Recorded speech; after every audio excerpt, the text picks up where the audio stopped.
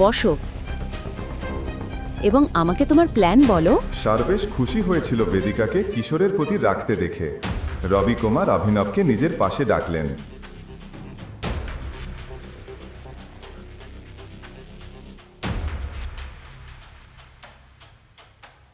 আনন্না, আমি এই আর্থিক সংকট সমাধান করব, কিন্তু তার আগে শেয়ার হোল্ডারদের বিবরণ এবং ব্যালেন্স শিট দেখতে চাই। এটা বেশি হচ্ছে। আমরা কিভাবে কোম্পানির বিবরণ একজন অপরিচিতকে দেব? কার্তিক, ল্যাপটপটা আমাকে দাও। অনন্যা, বোকাটার কথা শুনছো? শুধু ল্যাপটপটা দাও কার্তিক। আর চিরাগ, তুমি কেন তোমার ভাষা নিয়ন্ত্রণ করো না?